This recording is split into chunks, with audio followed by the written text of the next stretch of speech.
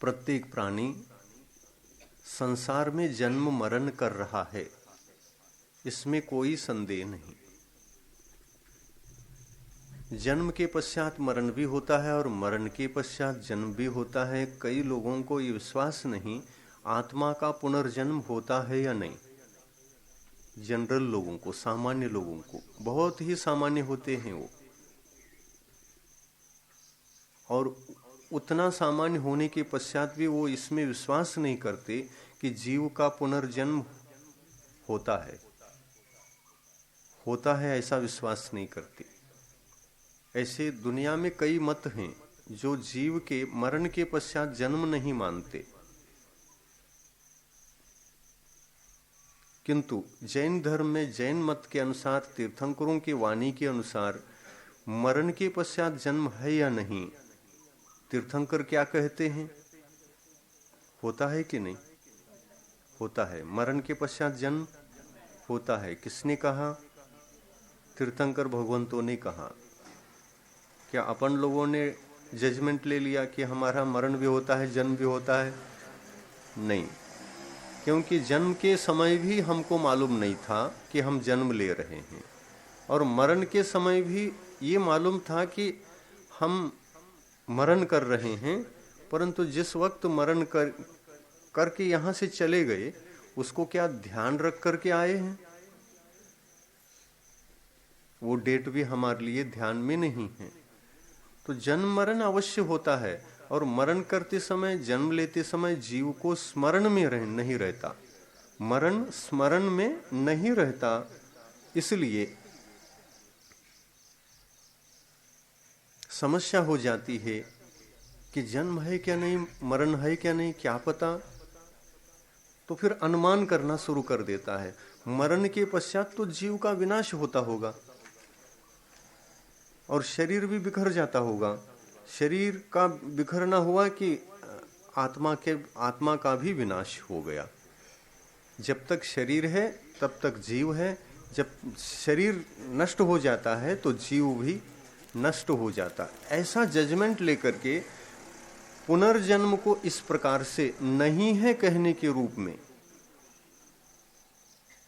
लोग मान्यता दे देते हैं, और वह मान्यता है तो कुतर्क है, वो सुतर्क नहीं है, लेकिन वह मान्यता क्या हो गई?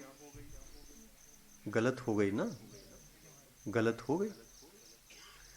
हम नष्ट होंगे तो दुनिया के सारे जीव नष्ट हो जाएंगे। शरीरधारी हैं ये तो हम मानते हैं, परंतु शरीर का वियोग होने पर आत्मा का भी नष्ट होना होता है ये मानेंगे तो जीव नश्वर समझना पड़ेगा।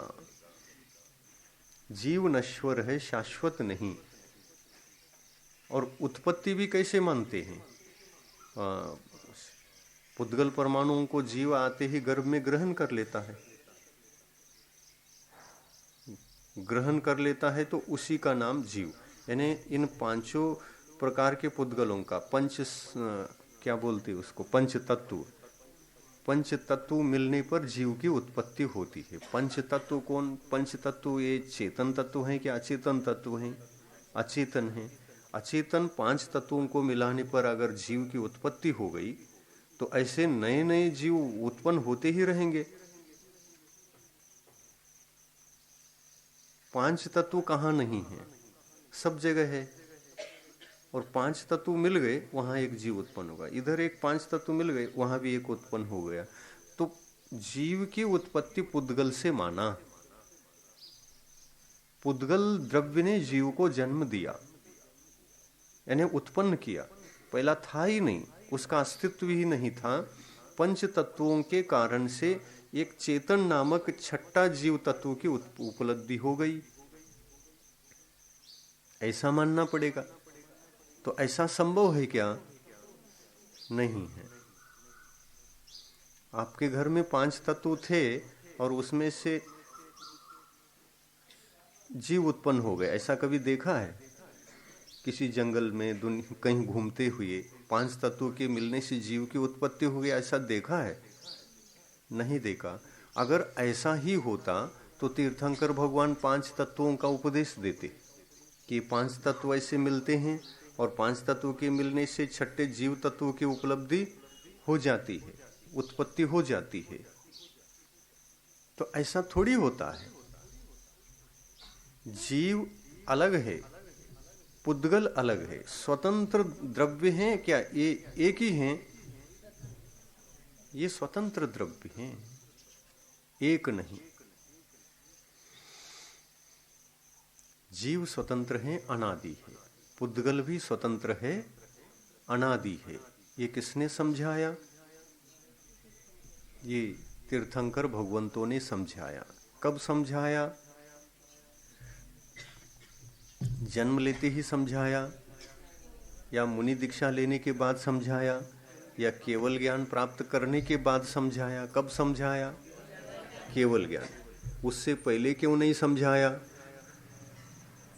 केवल ज्ञान उत्पन्न होने से पहले भी मुनि अवस्था थी, उस समय क्यों नहीं समझाया?